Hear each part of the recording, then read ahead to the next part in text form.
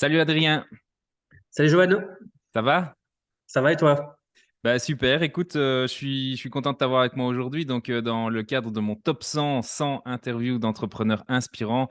Et toi Adrien, ça fait de nombreuses années que tu m'inspires à travers ce festival que tu organises et que tu as fondé avec une ASBL, enfin, dont tu es cofondateur, hein, parce que c'est un travail collectif comme tu te plais à me le préciser, le Festival du film de comédie de Liège qui, après toutes ces années, bah, est devenu un peu un festival incontournable de la comédie sur le marché de ce qui existe. Et donc aujourd'hui, Adrien, moi j'ai envie de te poser la question. Explique-nous un petit peu, Adrien, c'est quoi ton histoire?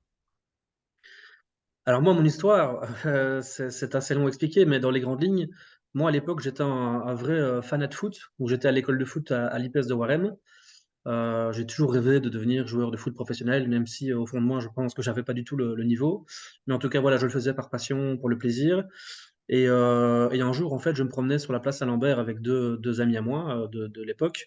Et deux personnes sont venues m'accoster pour me dire que, soi-disant, je correspondais physiquement pour jouer un rôle dans un film qui s'appelait à l'époque, enfin, c'était La Régate de Bernard Belfroid.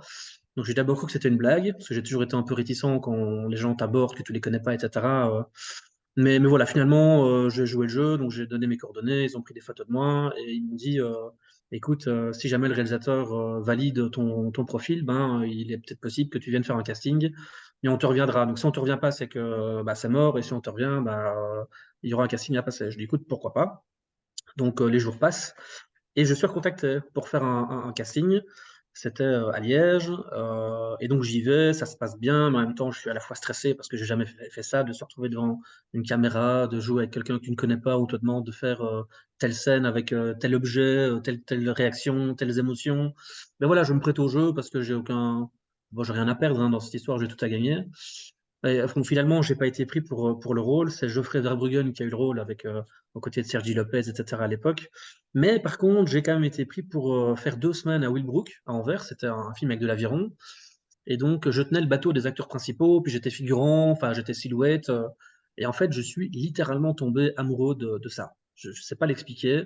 Cette ambiance, cet univers, de voir tous ces assistants aux petits oignons près des acteurs, de voir le réalisateur, enfin l'équipe, je sais pas, ça, c'est quelque chose qui ne s'explique pas. C'est comme quand on tombe amoureux d'une femme ou d'un homme. Enfin voilà, c'est quelque chose qui se ressent, qui se vit. Et moi, c'est ce que j'ai vécu. Et donc, ben voilà, pendant 2 semaines, ben, j'ai fait plein de rencontres. C'était assez sympa avec des gens de toutes sortes de générations qui ont des expériences différentes. Et puis on m'a dit, bah tiens, viens faire figurant la semaine prochaine chez Pierre pour une publicité pour le traiteur Pierre Paulus. C'était chez RTL TVI. Bah, je dis ok, j'y vais, etc. Et puis voilà, de fil en aiguille, en fait, j'ai fait plein de figurations dans l'émission 50 degrés Nord aussi, animée par Éric Grusson. C'était Place Flaget. Alors je me dis, mais je rêve un jour d'être invité dans cette émission. Enfin voilà, c'est vraiment un milieu qui me plaisait. Puis après d'avoir été figurant, j'ai commencé à dire une phrase, deux phrases, puis j'ai commencé à jouer aussi, jusqu'à jouer le premier rôle dans un film à Grenoble qui s'appelait Jusqu'à l'aube avec Mounir Eitamou, qui était l'acteur du film Les Barons de Nabil Ben Yadir. Et puis je me suis dit, bah tiens, quand t'es acteur, en fait, tu passes ton temps à attendre qu'on te propose des choses. Et moi, je suis un boulimique de la vie. J'aime bien bouger, j'aime bien d'entreprendre, j'aime bien d'aller vers les gens. Donc, quand tu attends que quelqu'un t'appelle ou quoi, que tu dois faire des castings, tu te dis, bah tiens, voilà, tu as l'impression de perdre ton temps. Et donc, je me suis dit, bah, pourquoi pas réaliser? Parce qu'en fait, quand tu réalises, ce qui est chouette, c'est que tu participes à l'écriture, au financement, tu trouves des producteurs ou tu t'autoproduis, tu diriges les acteurs, tu fais les costumes, les décors, le montage, le choix de la musique. Enfin, tu es vraiment impliqué dans tout le film et puis tu découvres plein de corps de métier, en fait. Parce qu'en fait, le cinéma, c'est pas que de l'image, c'est plein d'autres choses. C'est de la lumière, c'est de la photo, c'est des vêtements. Enfin, je veux dire, c'est assez intéressant, c'est très artistique. Euh, et donc voilà, je me suis lancé dans la réalisation, j'ai fait plusieurs courts-métrages. Et donc Ciné Label SBL, c'est une SBL que j'ai fondée en août 2013, a produit certains de mes courts-métrages. Et le dernier, c'était en 2013, c'était Sacré Charlemagne, avec notamment Michel Galabru, Armel, Jean-Pierre Castaldi, Vincent Taloche. Enfin, voilà, on avait un chouette casting, où Michel Galabru avait fait d'ailleurs un buzz sur la RTB en direct. Et c'est vrai que ça m'a apporté pas mal de choses, pas mal de visibilité. Et voilà. Et c'est vrai que moi, j'ai toujours aimé la comédie. D'ailleurs, la plupart des courts-métrages que j'ai réalisés, c'était des comédies. Et on s'est rendu compte qu'en fait, ben, en Belgique, il n'y avait pas de festival dédié à ce genre-là. Et c'est dommage parce que il fallait aller dans d'autres pays ou à l'Alpe d'Huez ou des choses qui existaient déjà. Et donc voilà, avec l'ASBL, on a voulu lancer cette première édition du festival qui s'est tenue du 23 au 26 novembre 2016. Et puis ça a été une organisation, je dirais assez rapide parce que je pars du principe que quand on se démarque de quelque chose, ben, ça facilite quand même pas mal de choses. Et puis grâce à mes courts-métrages, ben, j'avais déjà quelques entrées sur le plan politique pour avoir certaines subventions. Et puis je pense que quand on est passionné, on soulève des montagnes automatiquement. C'est comme dans tout, c'est comme dans l'amour, de la famille, dans le boulot, dès qu'on entreprend quelque chose et qu'on le fait avec le cœur, ben, ça ne peut que réussir. Donc voilà, en gros, dans les grandes lignes, mon parcours, c'est ça. Et puis, c'est énormément de rencontres, des rencontres productives, parfois moins productives, des gens qui ont croisé ma route, avec qui voilà, les routes se séparent, et puis des fois, on se retrouve. Et puis, c'est ça qui est vraiment formidable dans ce métier, en fait, c'est l'aspect social, c'est qu'on apprend beaucoup des autres. Et grâce à ça, on apprend sur soi-même aussi, en fait. Donc, c'est vraiment assez aussi ce côté un peu spirituel, un peu psychologique, pédagogique que j'aime beaucoup. C'est que toutes les personnes que j'ai rencontrées ben, avaient forcément des âges différents, des expériences différentes, ils venaient de secteurs différents. Et donc j'ai beaucoup appris, et assez jeune en fait, parce que ben moi j'ai eu la chance du coup d'être invité 2 fois dans l'émission d'Éric Gruson 50 degrés Nord, et la première que j'avais fait, j'avais 19 ans, Ah ça ouais. je m'en souviendrai toujours. Et donc c'est vrai que j'ai été très tôt dans tout ça, et en fait, bah voilà, j'ai fait des erreurs, j'ai fait des mauvais choix, mais je les assume complètement parce que dans la vie, c'est comme ça qu'on apprend. Puis il y a eu des choix qui ont été excellents, enfin voilà, c'est un melting pot de plein de choses, mais j'en suis très fier, et voilà, je me réjouis en tout cas de voir ce que la vie me réserve plus tard. Et en tout cas, aujourd'hui, pour cette 8e édition du festival, on peut dire que, tu as certainement, plein d'anecdotes à nous raconter sur ces, oui, dernières années, sur ce qui s'est passé. Moi, la question qui me vient en t'entendant comme ça, tu me dis: «Oui, il y avait pas de festival de comédie à Liège», mais il y avait pas spécialement de festival sur la Belgique. Enfin, En c'en Belgique? était Oui. à Liège, on a le festival du film policier. Je sais pas si c'était avant ou après toi? Alors c'était C'était avant, avant, et donc ça a été puis une première partie, et toi, pourquoi est-ce que, d'un moment donné, tu t'es dit: «Tiens, la comédie, pourquoi pas la science-fiction?» Tu vois, la comédie, c'est quoi? Qu'est-ce qui t'a porté vers ce choix-là? bah, comme je l'avais dit tout à l'heure, c'est parce que j'ai fait pas mal de courts-métrages de comédie en fait, à l'époque. D'accord. Et puis, j'ai aussi la chance de croiser, la route de Jean-Luc Couchard, hein, le comédien belge, qui aussi lui était un fervent défenseur de mettre ces thématiques en avant. Et donc voilà, puis c'est parti de là en fait, moi j'ai toujours rêvé de faire un festival aussi, même avant ça, parce que, les courts-métrages que j'avais déjà pu réaliser avant, bah, avaient déjà été dans des festivals et cetera. Donc, de nouveau, l'univers d'un festival, c'est génial quoi. Tu vois des films, tu rencontres des gens, tu es invité, bah, voilà, je trouve que ça me plaisait beaucoup. Et donc c'était un peu une suite logique de tout ce de tout ce que j'ai vécu, de tout ce que j'ai entrepris.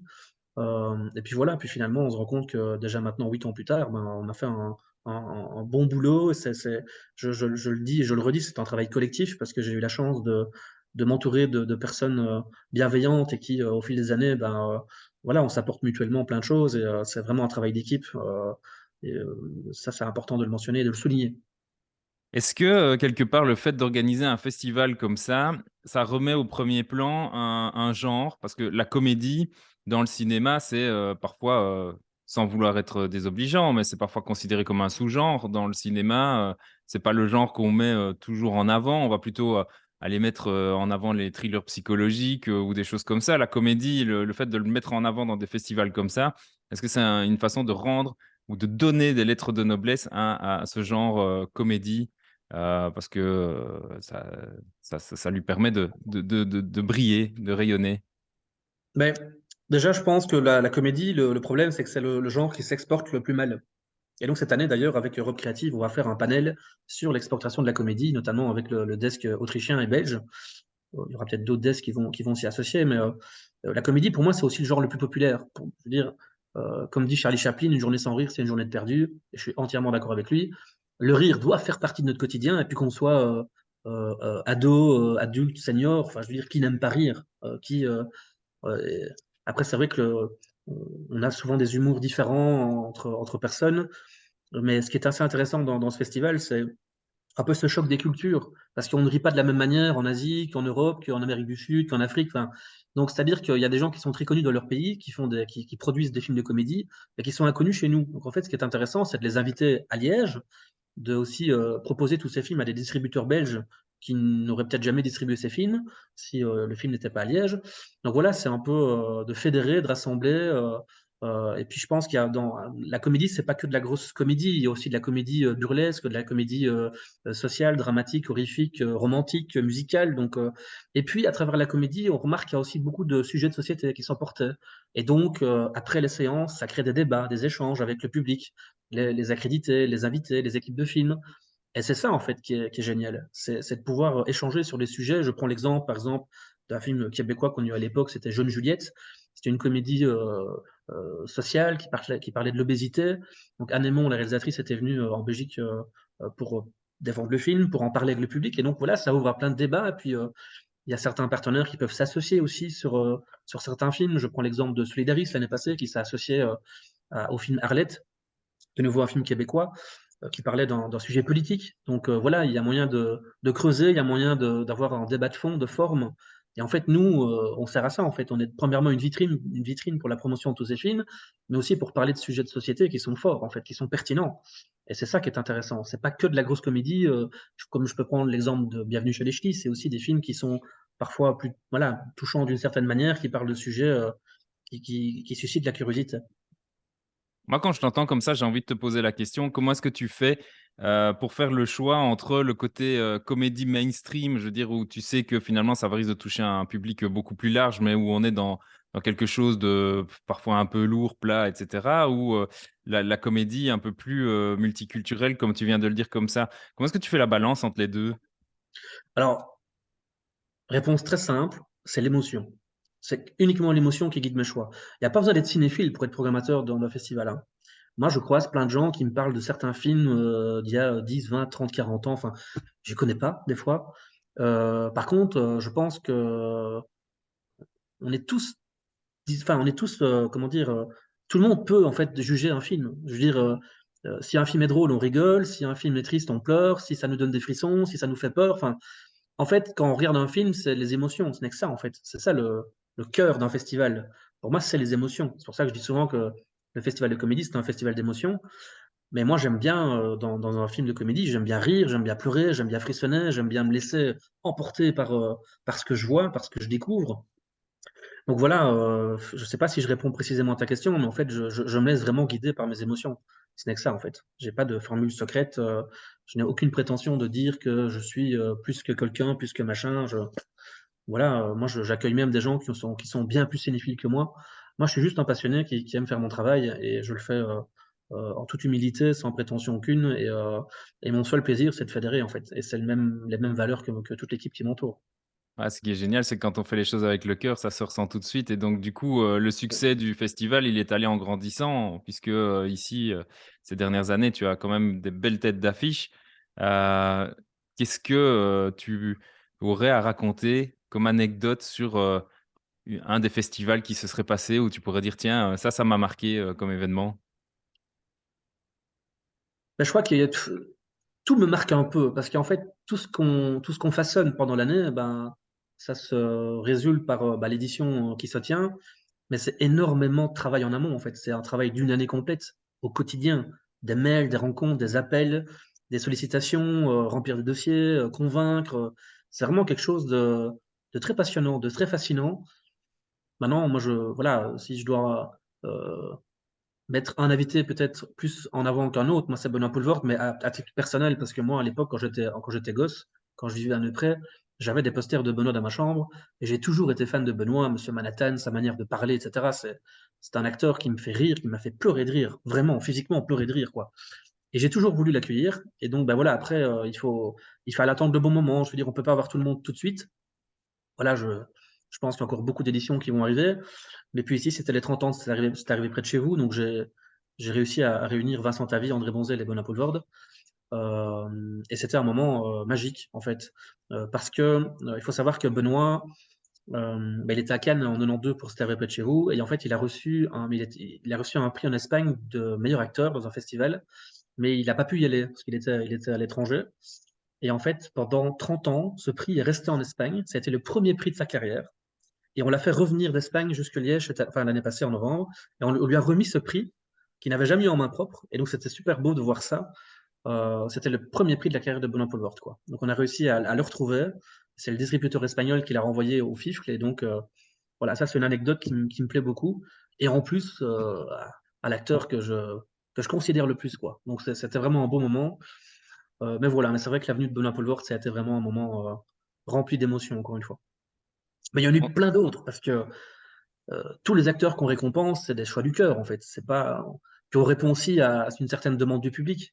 Mais, voilà, c'est vrai que c'est assez chouette de voir, comme des acteurs nous font rire comme ça dans plein de films et puis quand ils arrivent à Liège aussi, il y en a qui sont très réservés, il y en a qui sont très discrets, il y en a qui sont plutôt extravertis, donc il y a toutes sortes de personnalités et c'est vrai que c'est intéressant de voir aussi un peu l'envers du décor aussi, de pouvoir, quand on partage un repas avec un invité, ben, de pouvoir parler de certains films phares de sa carrière, des anecdotes qu'ils peuvent nous raconter, c'est assez plaisant, c'est assez, vraiment des moments, inédits et c'est ça qui est très c'est vraiment ça que je retiens. C'est plein de moments, en fait. Quand on t'entend, on a l'impression de voir, quelqu'un qui a réalisé son rêve de gosse. Est-ce que c'est un Ouais, peu c'est ça? ça. Et ce qui est chouette, c'est que je le réalise chaque année, en fait, mon rêve de gosse. C'est vraiment génial, quoi. Et puis pas que le festival, puis voilà, je développe un film sur le côté, puis j'ai un autre projet aussi dans le sud de la France de festival que je développe aussi, mais en sous-marin depuis plus de 2 ans. Mais voilà, ça prend du temps, en fait, hein. Quand on voit un festival, on voit forcément, côté un peu, strass et paillettes, le côté, c'est beau, ça fait rayonner une ville, mais en fait, c'est que la partie émergée enfin, c'est la partie de l'iceberg qu'on voit, mais en dessous, il y a un travail colossal. C'est pour ça que tous les honneurs sont aussi pour l'équipe qui m'entoure, parce que on est une vingtaine à bosser toute l'année dessus. Je veux dire, on se réunit une fois par mois, on a une réunion générale par mois, et c'est des femmes et des hommes qui viennent de tout horizon, qui s'investissent depuis maintenant plus de 8 ans dans ce festival. Donc ouais, c'est un travail d'équipe. Et puis c'est beau aussi de voir comment on évolué. Quand on voit le chapiteau en 2016, maintenant le chapiteau cette année, si c'est pour prendre ça, je ne prends que cet exemple-là. On a commencé en 2016 avec nos parents qui servaient au bar ou qui remettaient les tickets. Enfin, les gens pouvaient acheter des jetons, etc. Enfin, on est vraiment parti de rien. En fait, on est parti d'une page blanche pour aujourd'hui arriver à un résultat qui est quand même de plus en plus dans le détail, je vais dire. Mais voilà, c'est ça, c'est étape par étape, quoi. Est-ce que tu imaginais un tel succès quand tu t'es lancé en 2016? Non, non, bah non, on voulait y arriver. On savait ce qu'on voulait et on sait ce qu'on veut encore aller. On veut aller plus loin, évidemment, hein. Maintenant, ça dépend aussi des moyens qui nous sont alloués par les partenaires médias, publics et privés. Mais voilà, tout doit être argumenté. En plus, aujourd'hui, c'est compliqué d'avoir des fonds financiers. Il faut se démarquer, il faut argumenter, il faut convaincre, il faut. Donc voilà, c'est pour ça qu'on veut aller dans le sens du détail, qu'on a tout un axe professionnel qui est développé aussi, en plus de la programmation, en plus les films, les rencontres, etc. On a les dalles qu'on a mis dans la rue Pont-d'Avoie, voilà, on essaie de En fait, conceptualiser plein de choses. tu es sorti du cadre du festival pour vraiment t'intégrer dans ta ville et faire, en Oui, fait, marquer la ville par rapport au festival. Quand tu parles des dalles, en fait, c'est pour ceux qui connaissent pas Liège, c'est des dalles qui ont été placées dans le sol à Liège avec des noms d'acteurs, hein, que je dise pas de exact. bêtises, c'est bien ça et c'est à l'initiative du festival de comédie. Donc ça veut dire que quelque part, comme Cannes a son festival, Liège maintenant a son festival du film de comédie aussi qui fait partie de la ville, quoi. C'est assez, c'est-à-dire que tu marques et moi, du coup, moi, je me dis, quand je t'entends dire qu'aujourd'hui, tu as encore du mal à convaincre des partenaires financiers, je trouve ça hallucinant parce que tu es quelque part une valeur sûre pour un partenaire financier. Comment est-ce que on peut refuser de financer un festival comme le tien? Mais c'est pas refusé, hein, c'est plutôt que les moyens sont de plus en plus limités, que ce Mhm, soit les fonds publics, mais aussi dans le privé. Quand on voit tout ce qui s'est passé avec le Covid ou les inondations ou plein de choses, mhm. dans le privé, c'est de plus en plus compliqué. Donc c'est pas qu'ils ne veulent pas, c'est que parfois ils ne peuvent pas. Et aujourd'hui, c'est vraiment ça la réalité.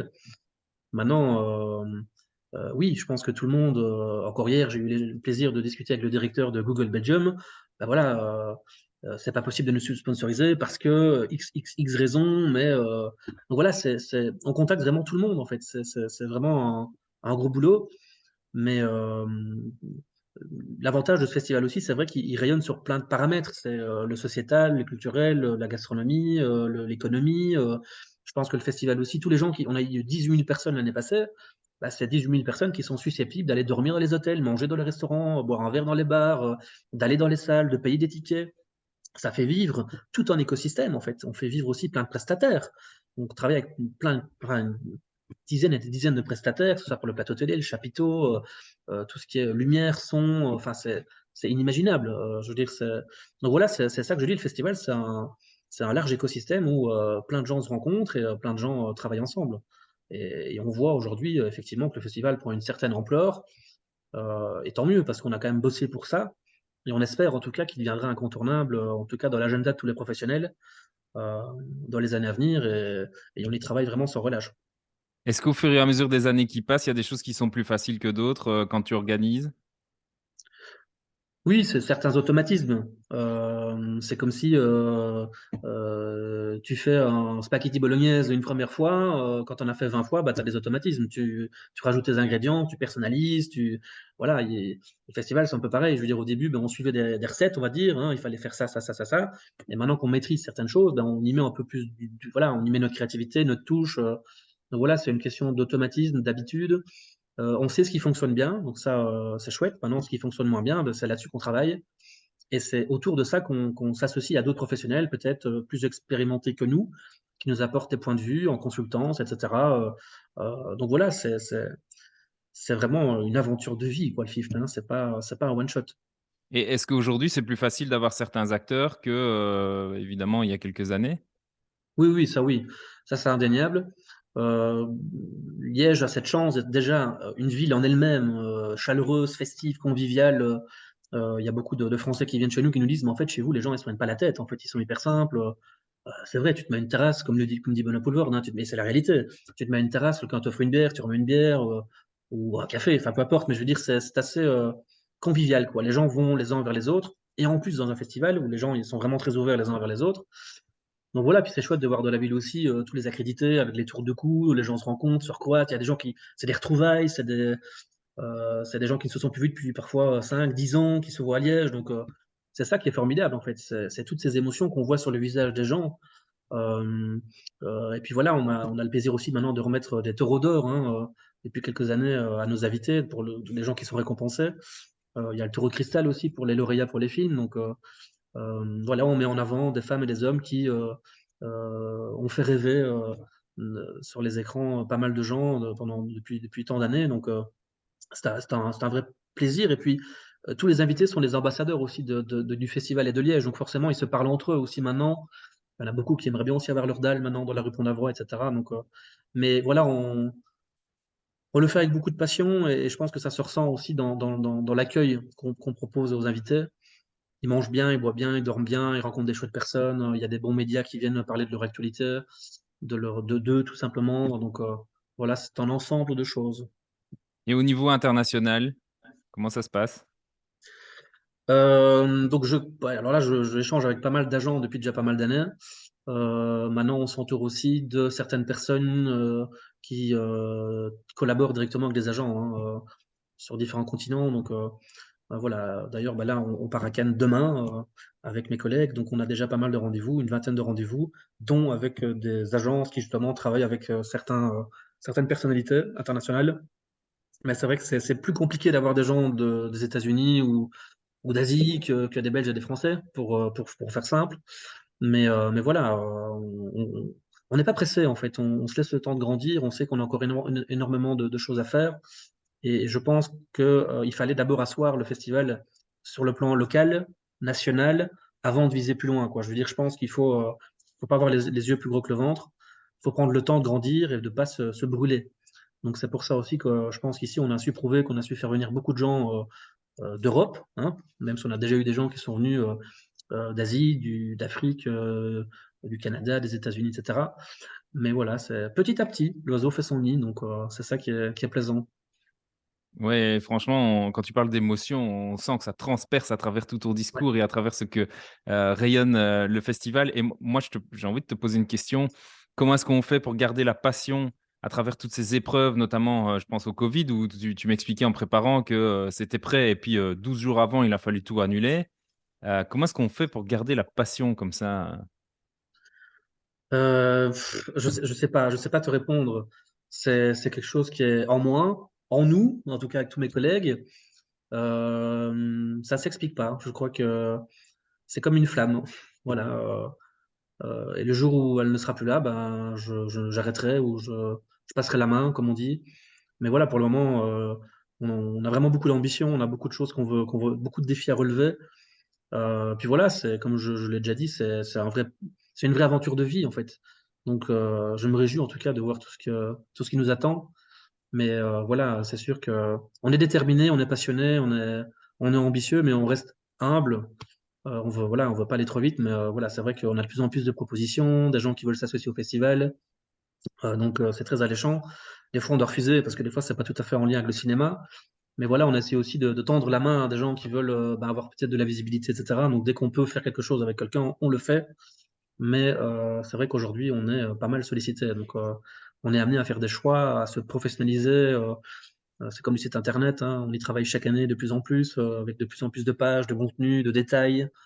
On travaille avec une super agence qui s'appelle Company Writers pour tout ce qui est rédaction des textes, traduction. Donc voilà, aussi quand je contacte un agent, que ce soit en Italie ou aux États-Unis ou en Angleterre, ou voilà, il faut faire des traductions. Donc bah, voilà, on fait appel à cette société, à ce partenaire. Donc voilà, c'est ça en fait, hein, ça grouille de monde.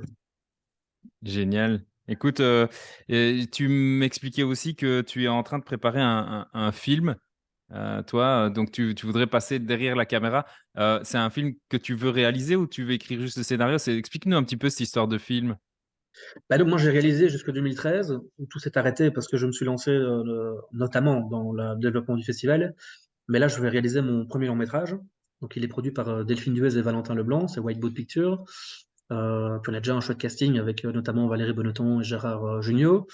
Mais là je serai réalisateur, donc j'ai deux auteurs qui travaillent avec moi, donc c'est Julien Demarche et Stéphane Cuvelier. Et c'est vrai que c'est une aventure qui dure aussi depuis pas mal de temps, mais on a déjà bien avancé dans le financement aussi, hein, on a déjà assez bien avancé. Mais on ne veut pas faire qu'un film, on veut faire un très bon film. Donc on prend vraiment le temps de mûrir le scénario, de dormir un peu dessus, de revenir après dessus. Voilà, c'est aussi le jeu des émotions, il faut être le plus précis possible. Et puis on a aussi certaines personnes qui donnent leur vision, leur regard sur l'évolution de cette écriture. Donc voilà, c'est vrai que c'est aussi une belle aventure que je vis depuis pas mal d'années et je me réjouis évidemment de le mettre en œuvre. Je vais aussi réaliser prochainement aussi un court métrage avant de faire le long métrage. Mais voilà, c'est pas mal de projets. Donc tu retournes un petit peu derrière la caméra Voilà. aussi, Ah, ici j'en ai envie, ouais. Ça m'a manqué, et le titre de ton film, c'est «Derrière la porte». exact. Tu n'en diras pas plus? Ah si, je peux en parler un peu plus. OK. Ben, je me suis inspiré de mon histoire personnelle, à savoir que moi, je suis un enfant accueilli. J'ai eu certaines difficultés dans mon enfance, et donc voilà, mais c'est une histoire dans laquelle des centaines, et des milliers, voire des millions de familles vont s'identifier, parce qu'on est entouré d'enfants. Les enfants accueillis, adoptés, ben, des fois, on ne se rend pas compte, mais un voisin peut en avoir, on ne se rend pas toujours compte de la vie privée des gens. Ben, ça va être un peu ça, quoi. On va suivre l'enfance d'un jeune garçon qui va être abandonné par ses parents biologiques petits, puis qui va être mis en pouponnière, puis accueilli dans une famille d'accueil, et puis les parents biologiques vont vouloir revenir dans la vie de l'enfant. Donc voilà, puis c'est aussi une affaire judiciaire. Donc c'est pas du tout une comédie. Par contre, tout le monde s'attend à ce que ce soit une comédie, mais ce sera pas du tout une comédie, même s'il y aura certaines légèretés dans l'écriture.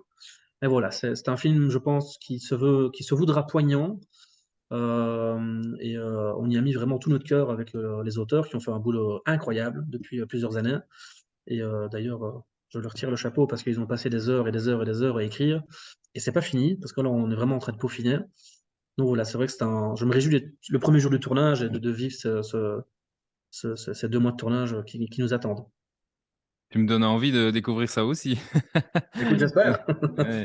C'est très, finalement, c'est un peu, c'est très sociétal ce que tu abordes parce que quand on dit derrière la porte, c'est un peu derrière cette façade qu'on voit et où on s'imagine des choses, et c'est un peu finalement le miroir des réseaux sociaux aujourd'hui et de plein de choses, dans le monde actuel où on est très, façade et en fait on se rend pas compte de ce qu'il y a derrière.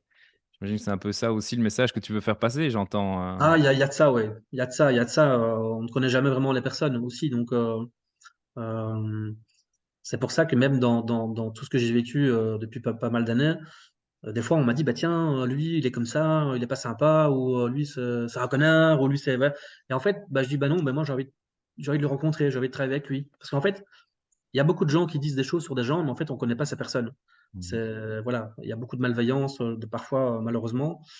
Moi, j'aime bien de vivre mes expériences avec, les gens et puis parfois ça se passe très bien, parfois moins bien et puis quand ça se passe moins bien, on n'est pas forcément obligé de se disputer ou de se déchirer. On peut simplement prendre des routes différentes et rester en bons termes donc voilà, c'est important d'apprendre à connaître les gens, de prendre le temps de connaître les gens aussi. Parfois, moi, je vois souvent des gens, même moi, je le fais en rue quand on croise quelqu'un: «Ouais, salut, ça va? Oui, ça va». Puis en fait, on ne se parle pas. C'est quelque chose de en fait, on ne prend plus le temps de se regarder dans les yeux, dans le blanc des yeux et de dire: «Bah, tiens», bah, de parler de soi, de parler, de poser des questions, de s'intéresser, voilà, il faut pas non plus perdre en ligne que l'humain, c'est ce qu'il y a de plus important, en fait. Voilà, les relations humaines, quoi. Et donc quand on ouvre la porte, on découvre des choses. Voilà, C'est un peu ça aussi, super. Bah, écoute, moi, ce que j'aime bien, c'est que ça transparaît chez toi, l'émotion, comme tu dis, la passion et tout ça, ça transparaît. C'est vraiment, quelque chose qui sent, hein, que le festival, là, c'est quelque chose qui te tient à cœur. Mais au-delà du festival, le cinéma et du coup, moi, je termine toujours mes interviews en demandant à mes invités de me donner pour eux 3 clés du succès.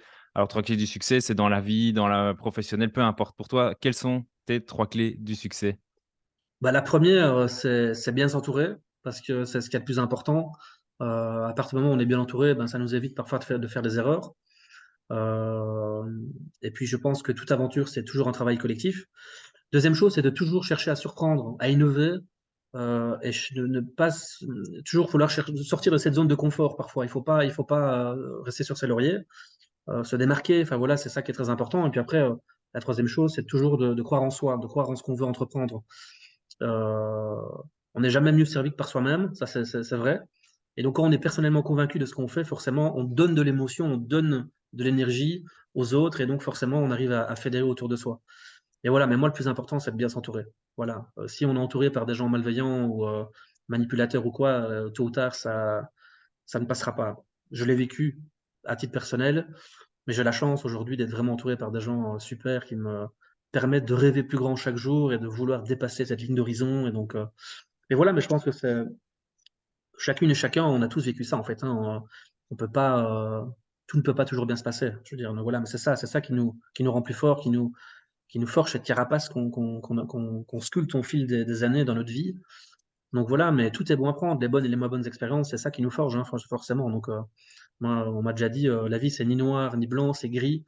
Mais voilà, je pense que c'est important d'agir avec bienveillance et l'envie de bien faire et de propager de l'amour autour de nous, quoi, de l'amitié, de quelque chose de positif. C'est ça le plus important et j'essaye de le faire, dans mon quotidien.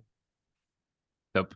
Écoute, en tout cas, je te remercie d'avoir partagé avec nous, ton amour et ta passion du cinéma, aujourd'hui et d'avoir Bah, avec pu, plaisir, hein. faire connaître, le festival du film de comédie à ceux qui ne le connaissaient pas et puis finalement peut-être de découvrir aussi les coulisses, à ceux qui connaissaient et bah, on se réjouit de te retrouver avec le festival en novembre. C'est en novembre chaque année?